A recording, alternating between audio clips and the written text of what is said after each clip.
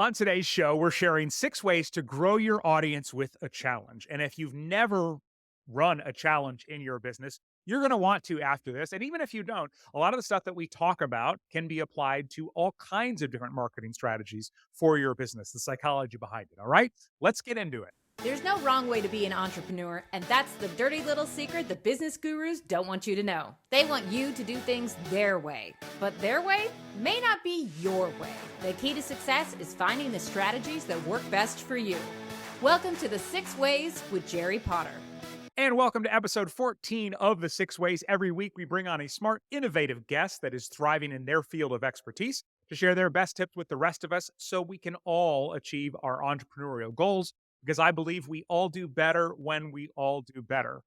This is both an audio and a video podcast. So if you want to switch from one to the other, you can find the link in the description or show notes wherever you're watching or listening. And also, I know your time is valuable. So while you're there are timestamps for everything that we are talking about. So if you want to jump ahead or revisit something, those are there for you as well. My name is Jerry Potter, founder of 5 Minute Social Media, and I'm excited today to be joined by Lydia Brown, who's the founder of the Banish Business Clutter and helps entrepreneurs organize their digital systems, simplify overwhelming tech, and create profitable online businesses so they can live life with more freedom and impact. And she helps business owners grow and launch with online challenges, which is why I'm excited she's here today. Welcome, Lydia. Thanks for having me, Jerry. So excited to talk about one of my favorite topics.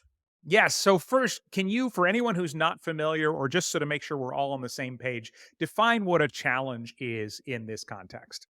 So, a challenge is really a launch strategy. So, it's a strategy of bringing people into a community for a short period of time with the purpose of opening your cart to some sort of offer, program, product, course, membership that you sell. And it's a way to connect with that audience during that time so they can get to know you, get to know what you teach, get to have all of the things we're going to chat about today. But when you open that cart, it really increases the number of people that purchase your offer. So they're a lot of fun and a very strategic way to increase sales in your business. And I would say most challenges probably fall into 3 to 5 Mhm. day range. Would you say, based on I what you've always seen? Is say that accurate? do 3 to 5 days. So for a lot of people, 4 to 5 days is that sweet spot, but they can absolutely be shorter. Okay. And I know some people, before we get into our 6 ways, will put a challenge on Evergreen. I'm just going to ask you point blank. Have you ever seen that work? Well, I actually have done that. okay. It doesn't work in the same way. And I always do challenge launches live first. In fact, I recommend live launching them multiple times. But we have found that even our live challenges can be turned into an evergreen challenge for those who don't necessarily want to wait for your next challenge, especially if you're only doing them 1 to 2 times a year. We do currently have an evergreen challenge that is running 24/7. So Hmm. it can be done. Okay. Well, and technology obviously keeps getting better and better. So, all right. So, 6 ways to grow your audience with a challenge. Lydia brought three. I brought three. And our question of the week from Leanne, we're going to get to which is better for launching something, challenges or webinars. And so make sure you listen, and we'll get to that after we share our 6 ways. So, 6 ways to grow your audience with a challenge. Number one, Lydia, you go first. Definitely the quick wins that you're offering to your audience. This is one of the magic of challenges because so many people are struggling with time right now. They want to achieve something in their business or they want to reduce something that's stressing them out in their life, but they may not necessarily have a lot of time to achieve that transformation. So, what a challenge does is it gives them an opportunity to have a quick transformation. It's one of the magics of challenges. It helps them achieve a result in a short amount of time. And so those quick wins do a lot of things. It increases belief, not just in you and what you teach, but it increases belief in themselves. And we have found that a lot of people who decline purchasing your offer don't necessarily decline because they're doubting you, but they're doubting themselves. Am I really going to be able to do this? Is this system, formula, or roadmap really going to make a difference for me in my life? And so those quick wins allow them to literally experience something that makes that difference. So I'm going to share a few examples. If you're in the health niche and you were doing a like 4 days to kickstart your morning routine challenge, then each day as you're teaching a topic, you can give them quick wins. So examples might be a 5-minute stretching routine, a hydrating morning drink like lemon water that they're going to commit to, a simple 10-minute meditation or breathing exercise, a balanced breakfast recipe. Like these are examples of the quick wins that you can give your audience. They're not something that are going to take them hours to implement. And just by them actively participating, it makes such a difference in that result. And you can do this whether you're in the finance niche, business niche, relationship niche. There's so many ways that you can foster quick wins within your challenge, which of course builds your audience.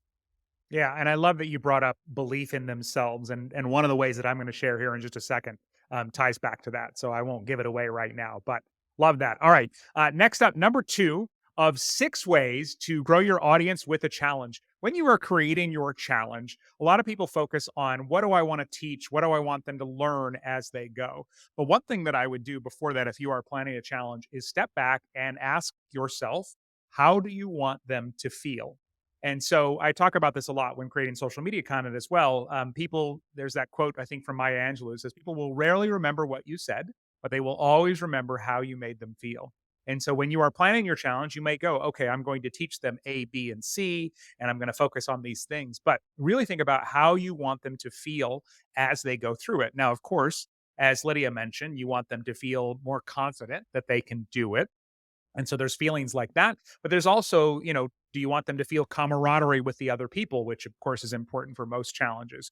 But do you want them to feel silly, goofy? Like I run a challenge every year called Content Camp, and it gets a little silly, and it's a camp themed thing, and I broadcast from a tent, or at least it looks like a tent when I'm streaming, and I'm wearing the dorky hat and all of that. Do you want them to feel fun, or is it a more serious? Is it a more somber thing? If you were doing a challenge around becoming a better parent, yeah, you probably want them to be, you know, have some fun and maybe be a little bit loose, but at the same time, they need to take that a little bit more seriously. So really step back and think about how you want them to feel as they are going through it. Sometimes even before you decide what you want them to learn is what I always recommend. Love that. Yeah. So, all right. Next up, number three, 6 ways to grow your audience with a challenge. Lydia? So this ties in so much with what you just shared. And I really feel that it's all about building those authentic relationships. And unlike, a 30-second reel or even an hour webinar, you have the opportunity to build relationships with your audience over days of time. And this is huge because people no longer have that feeling of, well, they're just wanting me to buy something or they're just wanting me to follow them. It's like, no, I am in here with this challenge with you, going through this journey with you.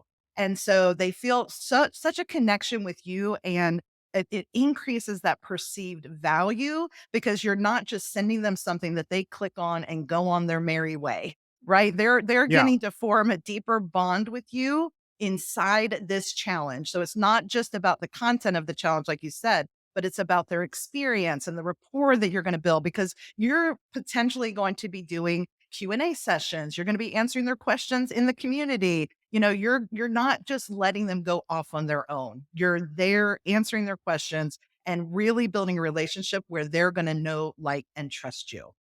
Well, and I love that you brought up this because I am a webinar fan, and we'll obviously talk about this in our question of the week here in a second. But one of the things that is great about these multi-day challenges is it is the opportunity to spend a longer period of time with them, even if all of the lessons are shorter than a webinar total. It's that time they get to absorb and realize things and all of that. So yeah, absolutely love that. That's perfect. Okay.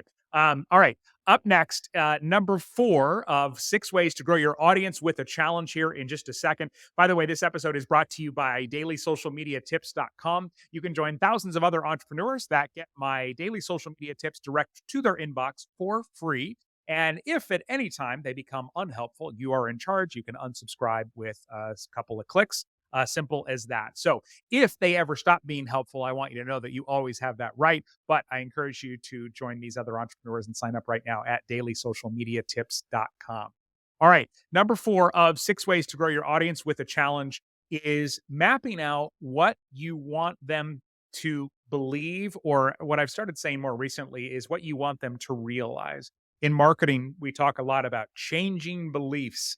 And I know that some people get uncomfortable with that. Like, well, I don't want to, I'm not looking to change somebody's beliefs. So I've started saying, what do you want to help them realize? And so if you're starting any challenge, start off by writing down, what do they believe right now? What does your person believe right now? And then what do you want them to believe at the end? And this may not be related to, well, it'll be related, but it's not exactly what you're teaching. So, for example, in my content camp, we teach business owners how to generate a list of proven content ideas designed to actually drive sales from social media. And so that's what they're going to walk away with. That's that promise. But within that, I'm also hoping to help them realize that social media does not require 40 hours a week.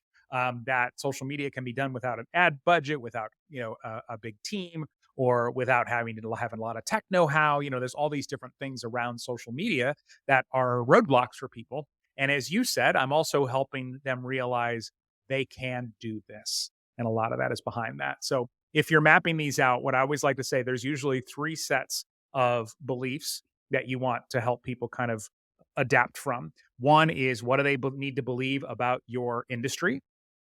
Especially if you're doing it different than most of your industry. It is an amazing way to stand out. Second, what do they need to believe about you and your business? It's know, like, and trust, obviously, but so there's more beyond that. And then that last part, like you said, what do they need to believe about themselves? And sometimes it's a deep seated, like, I can do this. But sometimes if you're selling a t shirt, it's just that t shirt will fit me, right? Or that couch will fit in my living room. And so those are kind of those 3 categories. But map out those things you need them to realize by the end in order to want to buy your offer. 100% agree. I always share, we have an ABCDE formula for Mm. content, but A is awareness, B is belief, because belief is so much of this process. People don't understand that for someone to make a decision to buy something, how much belief matters in all those areas you just shared. So I agree 100% with that one. Well, and what I've been telling people too is it's not about getting somebody to say yes to your offer. It's about getting them to run out of no's. Every That's good. purchase we make, we think, well, what about this? What about this? What about this? What about this? Yes. And if we eliminate all of them, and if they're all gone, then we're usually in. Yes, So you handle those concerns, objections kind of before they happen. I love that. yeah. All right. Next up, number 5, 6 ways to grow your audience with a challenge. What do you got, Lydia? To me, it's all about the community and shared success. Another spectacular, magical thing about challenges is they're not doing this process alone. They're inside a community with like minded people who are all working towards the same goal. And there is something so, talking about belief, something so much more for them if they know they're in the journey with others. So it's not just their struggle. They're not the only ones that are having a hard time with XYZ. They're in this group where everyone's saying, yes, this has been so hard. Yes, I want to make a difference. Yes, I want to change this. And now they're in there working together. In fact, I find that a lot of people, if they were to buy necessarily a course and they have to go off on their own and do it, how many of those people don't even finish the course? They don't even log in, but Mm. inside a challenge, they're getting all of this feedback and interaction and engagement with other people who are saying, oh my goodness, I did what you said on day one, and here's how it impacted me. And everyone's like, what did she do? I want to experience that. And so, right? Yeah, big time. Big time. And so they're in there with their peers in real time. In fact, one of the challenges we do is called Challenge Launch Boot Camp, and it's literally a challenge on how to run a challenge. So think Very about meta. it. Yeah. They're now in there and they're sharing what their challenge title might be, what topics they might teach, what their goals are for their challenge. And to me, this is like social interaction in its best organic form, right? You're like building your brand, building your community, building what I call groupies, like people that are going to be so loyal and connected to you because they were a part of this group experience. They're not just going through something alone. So I love this one. Yeah, and I've run multiple challenges over the years, but the first time I ran the content camp challenge, I think we had about 400 entrepreneurs in there, and the promise at the end of that first one was you're going to have 50 plus proven content ideas.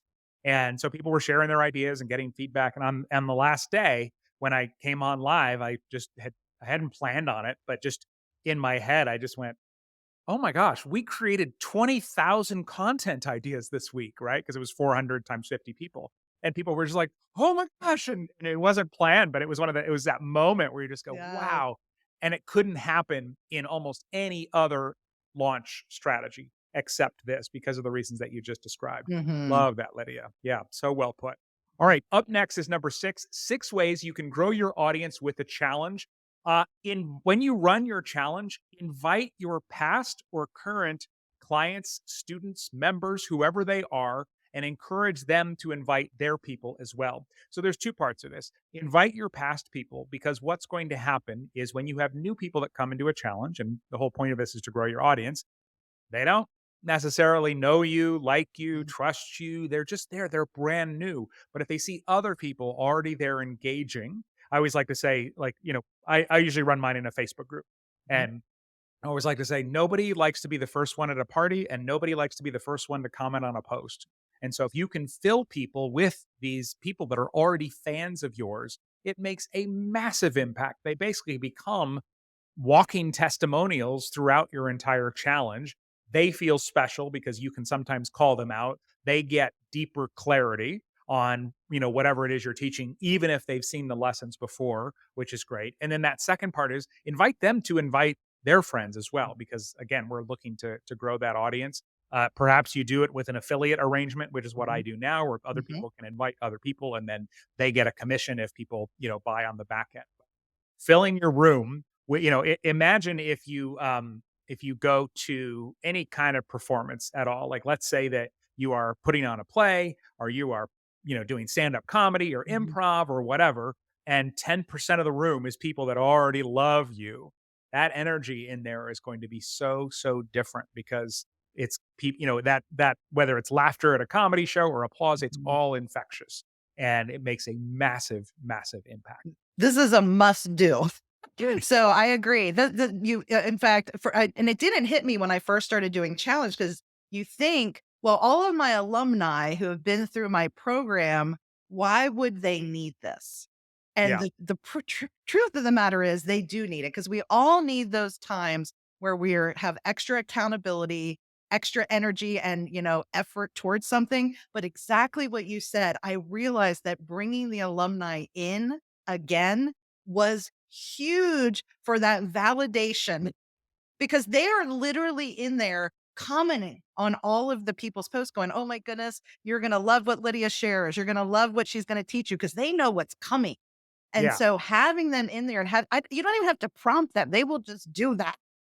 And Yeah. so I love the energy it brings. I love that they're in there, just really giving you just natural testimonies to their experience, which obviously creates that validation for everyone else in the group. So definitely make sure your past students, clients, members are inside that challenge with you 100%. And sometimes just saying, "Hey, this would be helpful if you can join," is all it takes. It doesn't necessarily Mhm. take having an affiliate or Yep. commissions or anything like that. Yes. And the other thing you can do, depending on how often you run your challenge, like I generally run mine once a year, you can easily just add something new. Like our most Mhm. recent content camp, all of a sudden we're also going to teach how to do it better with AI because that's the new Yes. thing, right? Yes. So that's all it takes, and Mhm. they will show up and they will love on you and they will put on a great show for everybody else Yes. that is there, which is great. So, and by the way, if any of my audience is hearing this and you think I only want you there to help me make more sales, no, I also appreciate having you there, and I think you're going to get more out of it. Of course, and it really does spark that motivation back in them to get back to what they said they wanted to accomplish from your program, right? We all kinda fall off of our own habits sometimes or things we know we should be doing, and so it brings them back in a way that's way more fun than just, "Okay, I gotta log into this thing and get started again." Yes, So, yes. yep. And I am very transparent, unless somebody in my membership says, "What's your social security number?" I'm very Yep. transparent about just about everything. So am I. But there are times where sometimes I'm pulling back the curtain. I was like, "Okay, well, hang on. I just wanna clarify this, here really quick." But in my signature course, one of the modules, I basically show them all of the stuff that I used that probably helped them want to, Mhm. realize that they wanted to be part of the program. And it was kind of weird Mhm. that first time, but I think transparency is more important I do than too. anything else, and Mhm. which is part of the theme of this show. So, all right, we'll do a quick recap here in a second. But our question of the week from Leanne: which is better for launching something, challenges or webinars? Lydia, what would you say to Leanne? I do feel like this is different for each person. So I am never one that says this one way is the best way because Okay. webinars still work. There's no doubt about that. I mean, if webinars are working for you, I would say don't fix what isn't broken.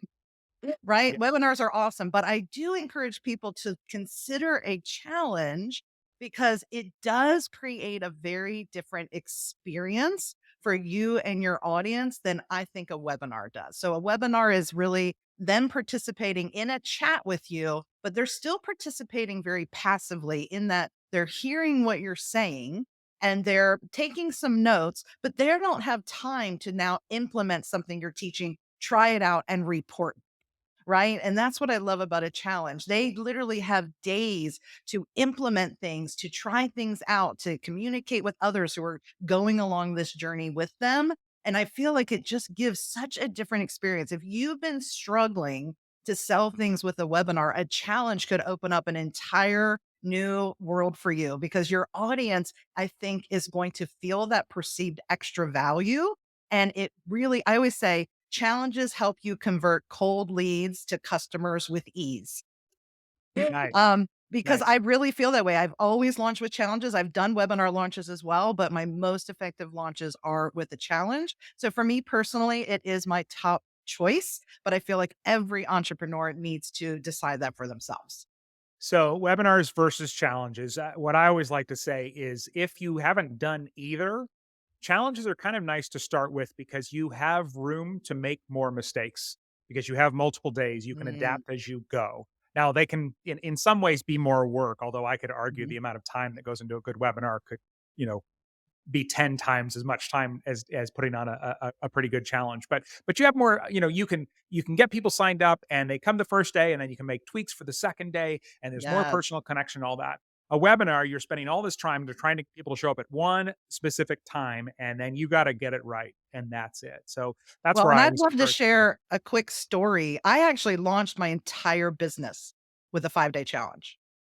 So in March of 2020, I had 0 people on an email list. I had an idea for the course I was going to create. It was not Mhm. even created.